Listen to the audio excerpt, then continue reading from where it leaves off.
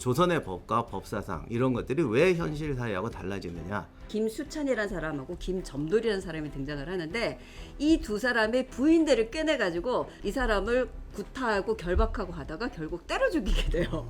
근데 사망 원인을 봤더니 결국 이제 몽둥이로 구타를 해가지고 뭐 척추 쪽을 다쳐서 모두 다 이제 내가 주범 아니야, 내가 시작한 거 아니야, 막 이렇게 서로 발뺌을 했던 거죠. 근데 조선시대에 특이하게 이렇게 주범하고 종범을 확실하게 가려야지만 재판이 시작이 됩니다. 김점돌이 주범인 것 같다, 막 이렇게 얘기를 하고 있었는데 문제는 그 가운데 김점돌이 죽어버려요. 그러면 주범 종범은 현대에도 중요하잖아요. 따질 필요가 없다. 지금으로서는 살인죄의 공동정범이에요.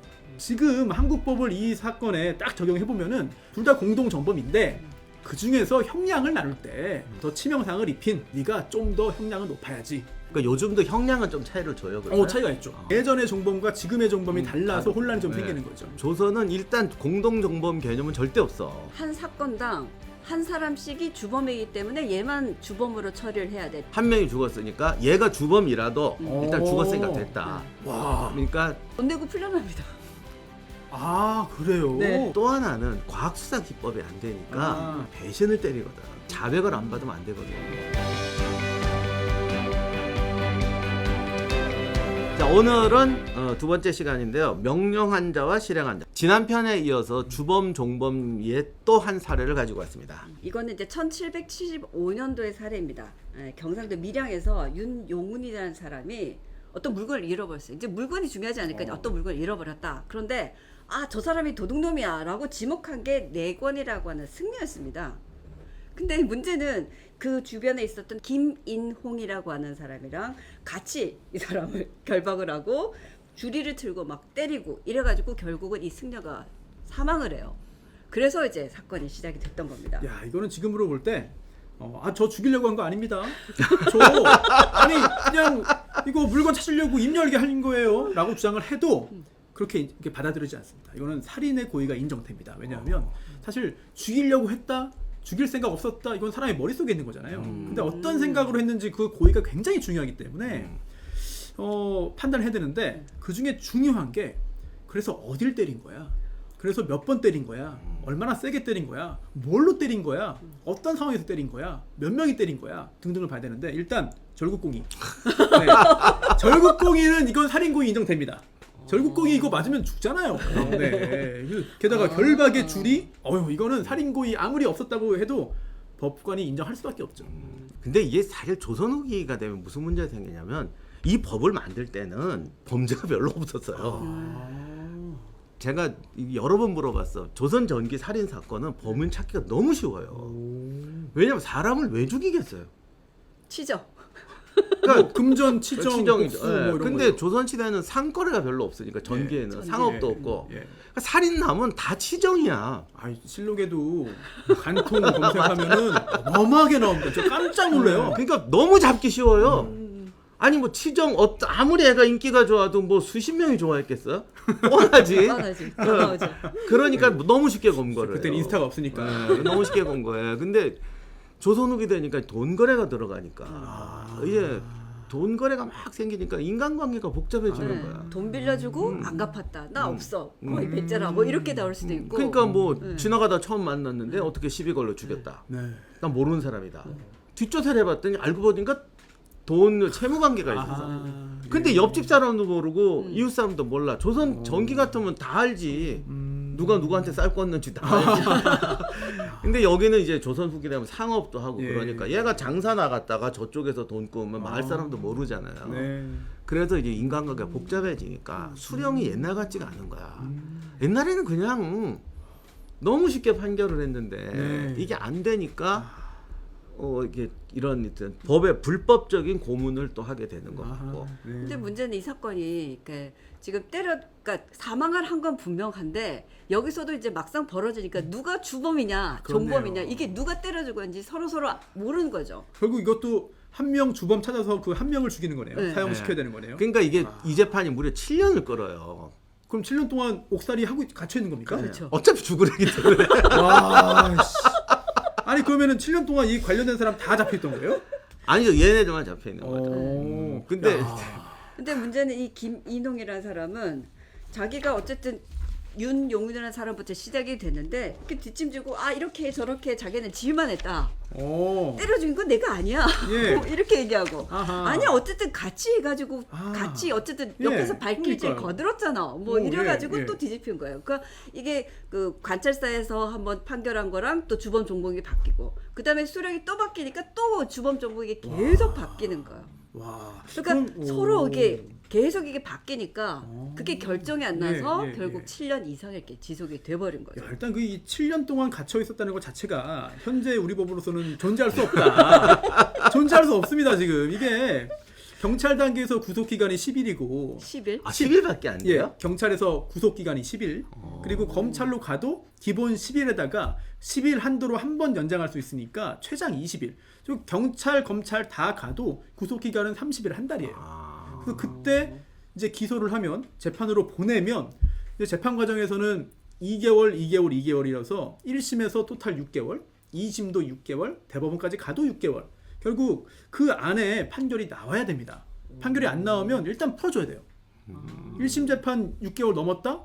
그러면 못 잡아두고요. 풀어줘야 되는데 그러다 보니까 야 이거 지금 풀어주면 도망갈 것 같은데? 근데 재판은 길어지고 증인도 많고 뭐 아프다고 안 나오고 시간도 많이 걸려. 어떡하지 하다가 차선책으로 아예 보석을 해버립니다. 풀어줘요. 근데 풀어줄 때 6개월 구속기간이 끝나가지고 풀려나면 자유의 몸입니다. 이러면 어디로 도망갈 수도 있고 막 그러잖아요. 그래서 아예 그 6개월 되기 전에 재판이 안 끝날 것 같으면 보석으로 풀어주는데 그때 조건을 다는 거죠. 야 너 집 밖으로 나가지 마. 뭐 외국에 갈 수 없다. 네네네. 그리고 야너 야간에 가지 마 라든지 이런 것들 또는 누구누구랑 연락하지 마. 이렇게 조건을 달아가지고 그거 어기면 다시 잡아 가둔다. 이렇게 해서 좀 시간을 버는 경우가 있습니다만 7년은 지금으로서는 불가능. 네, 이거는 기본권 제한이다. 큰일 납니다. 큰일 나 이거.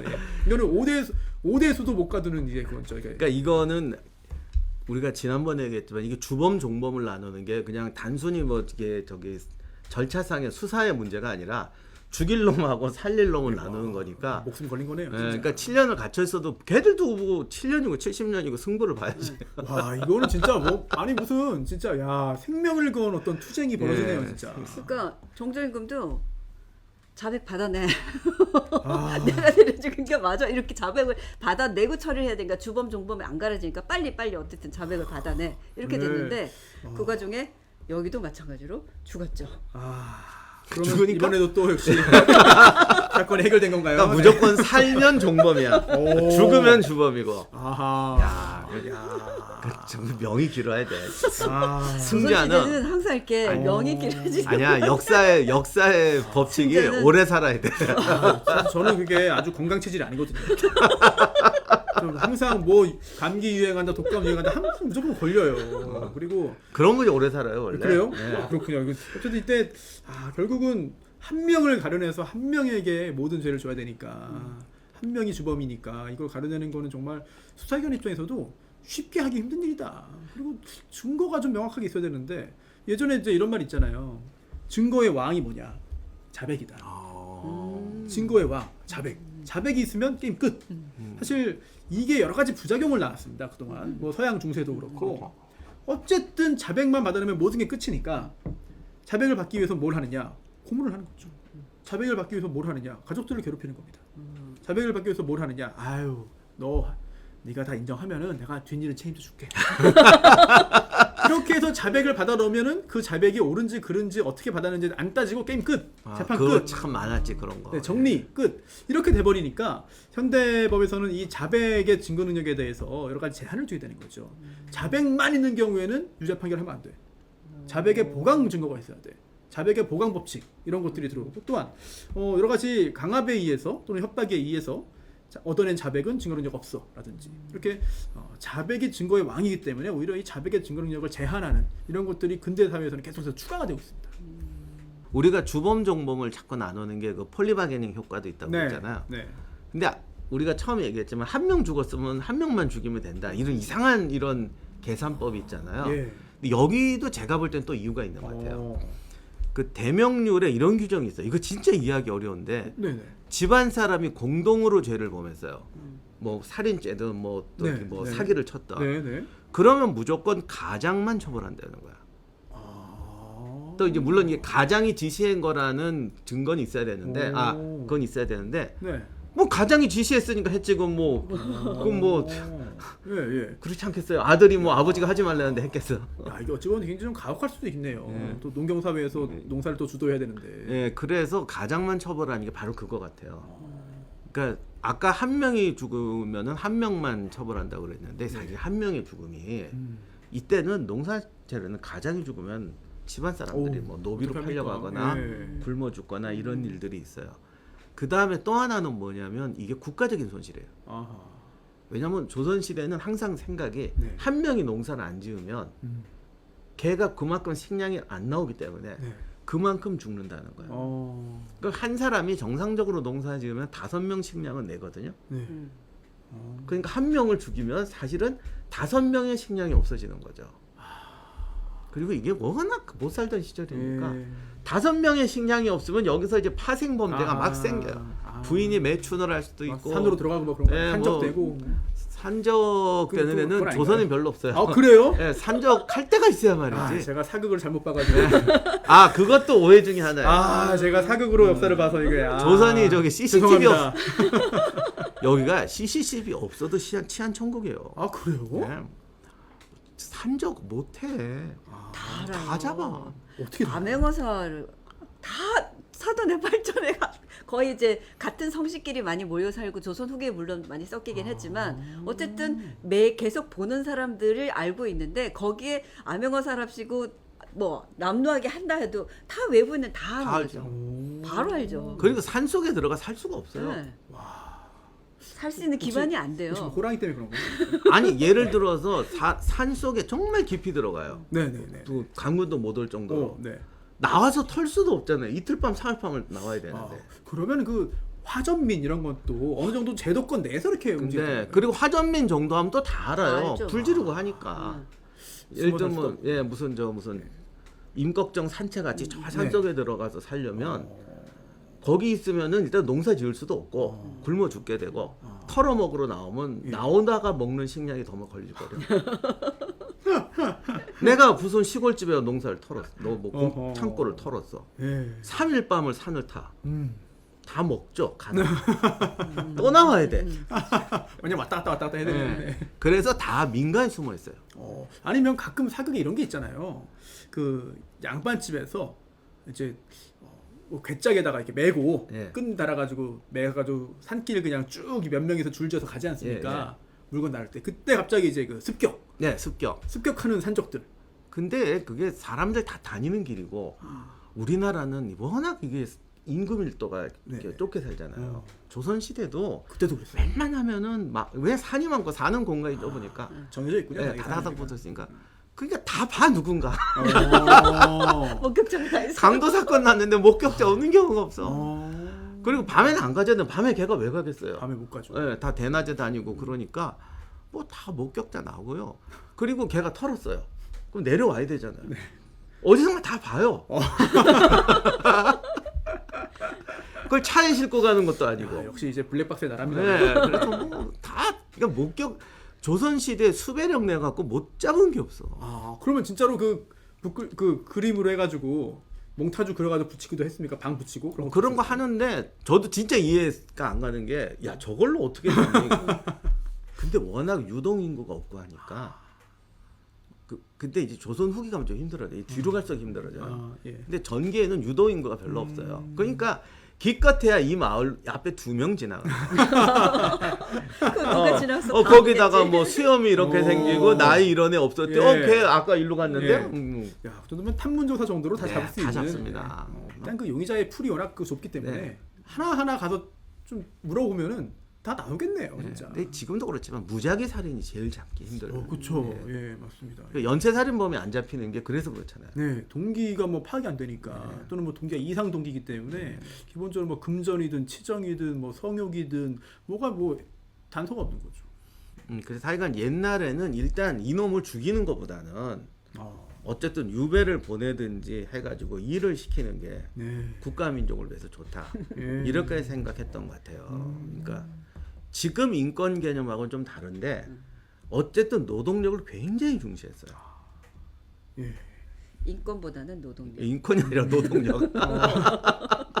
그래서 집안 사람이 공동으로 죄를 범하면 물론 가장이 지시했다는 전제하에서 가장만 처벌한다라는 게 이런 것들이 되게 노동력 때문에 그런 것 같고. 이게 우리 현대 법에도 약간의 영향을 주는 것 같습니다. 왜냐하면 법전에 뭐 이런 내용이 있지는 않아요. 그래서 집안 사람이 공동으로 죄를 범하면 다 공동정범이라든지 또는 뭐 누가 교사범이라든지 뭐 이런 누구는 방조라든지 이런 넓은 의미의 공범에 해당되기 때문에 당연히 유죄 판결을 받는데, 하지만 실제 수사도 사람이 하는 거잖아요. 그렇기 때문에 봐주는 경우가 있습니다.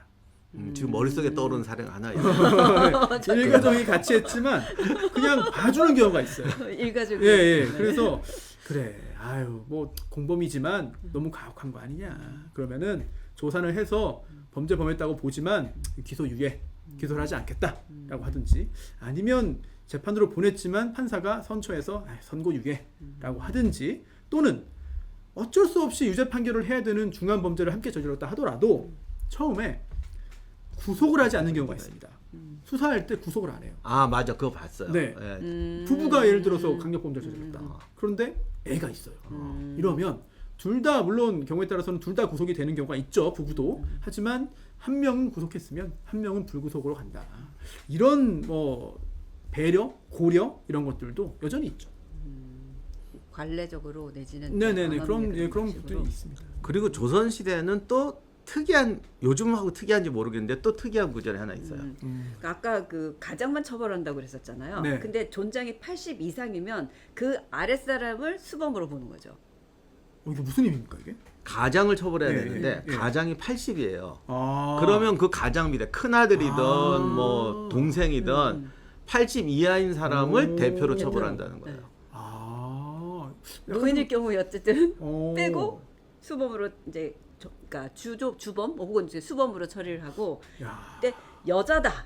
가장이 여자다. 네, 오. 가장이 여장이다. 예. 그럼 그 아래에 있는 남자를 오. 처벌한다. 그러니까 조선 시대가 여성 인권이 막 없는 것 같지만 이거 예. 무서워. 야, 이게 남자한테 다 책임져라. 야, 니네 집안 책임은 남자가 져야지. 뭐 이런. 오. 근데 이거는 정말 신기한 것 같아요. 그죠? 집안의 가장이 여성일 경우에는 예. 남자를 처벌한다. 아, 이게 약간 어찌 보면은 그 자존심의 문제라고 보는 겁니까? 자존심보다는 그것도 있을 것 같아요. 자존심. 아니야, 있어. 어? 법적 책임을 누가 네. 진다라는 네. 거는 남자의 네.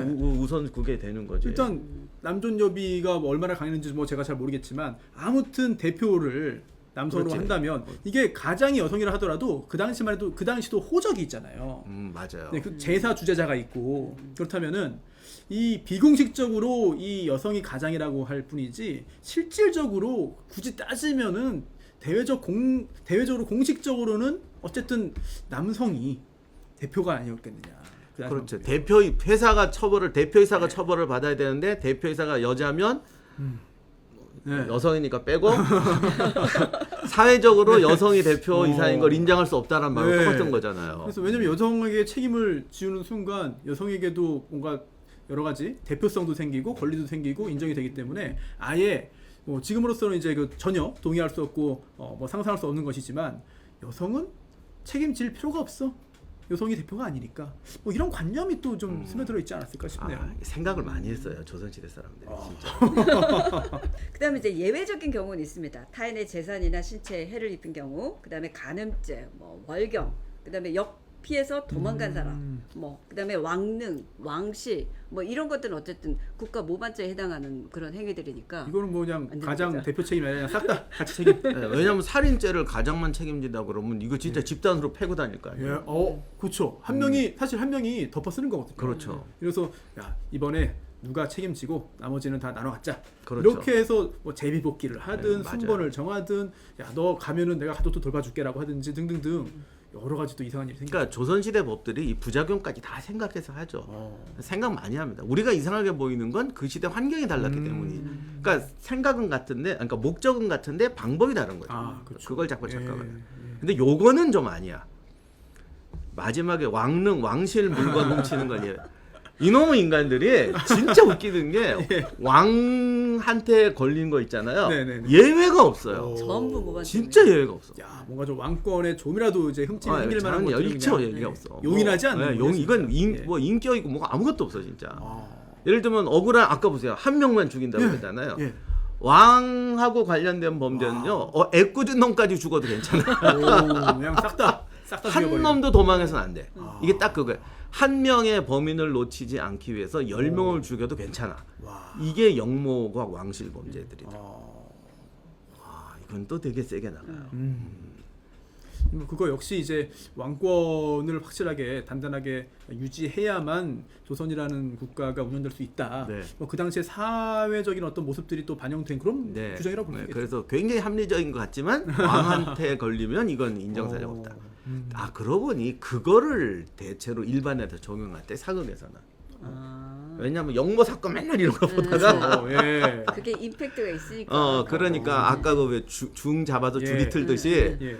아무한테나 줄이 틀고 이제 막 나오는 아니 그리고 또 항상 그 영모를 꾀한 사람들 붙잡아가지고 줄이 틀고 막 할 때는 또 밤이에요. 예. 그러면 또 옆에 횃불 이렇게 막 이글이글 나고 또 이렇게 들고 있고. 아 원래는 밤에 재판도 안 하게 돼 있어요. 못하겠죠. 아, 그래요. 예. 예. 그러니까 오히려 그런 거 되게 엄해요. 오, 지금도 우리 법에 그 채권 추심할 때도 야간에 못 하게 돼 있고. 네. 야간에 하지 말아라. 채권 받을 돈 있어도 가지 말아라. 그것도 다 이제 그 규제가 좀 있고 재판도 판사 퇴근 시간이 있어가지고 저녁 6시에 끝나요 진짜. 그런데 이제 간혹 이제 국민참여재판이나 이런 거 할 때는 뭐 새벽까지 하고 자정까지 하고 막 그러죠.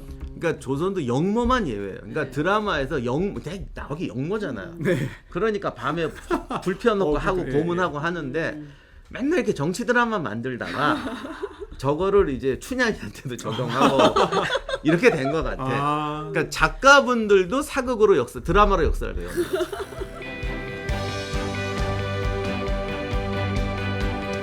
아 근데 이거 할 게 너무 많아. 말할 때마다 다 선수네. 그게 오페르트 그거. 예. 예, 오페르트. 그것도 그렇고 외국인 범죄 어떻게 할 아. 거냐. 국경 넘어가서 범죄를 저질렀으면 이게 저쪽 나라 법으로 할 거냐, 예. 우리 그렇죠. 법으로 할 거냐. 그거 이런 거 굉장히 다 많이, 있어요. 네. 조선시대도 청구할 요즘도 참 그거 중요한 문제잖아요. 그럼요. 예, 뭐 속인주의, 속지주의 뭐 이런 어. 것들이 있죠. 그래서 외국인이 우리나라에서 와서 범한 범죄도 있고 음. 또 외국인이 외국에서 범한 범죄인데 우리나라가 처벌하는 범죄도 있고 다양하게 있습니다. 하여간 법은 진짜 복잡한 것 같아. 그 사법고시가 괜히 어려운 게 안녕하세요, 임영환입니다.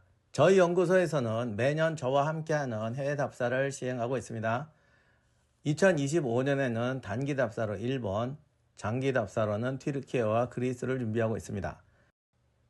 일단 이번 영상에서는 2025년 2월에 시행하는 일본 답사를 안내드리겠습니다. 2월 6일에서 9일까지 3박 4일로 오사카, 교토, 나라, 히메이지 답사를 시행합니다.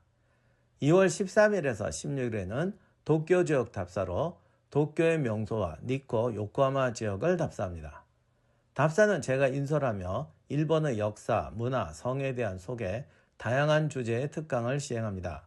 도쿄 답사에는 특별히 긴자거리, 신주쿠, 니혼바시 일대의 역사와 현대 일본의 변화를 찾아보는 야간 투어도 진행할 예정입니다.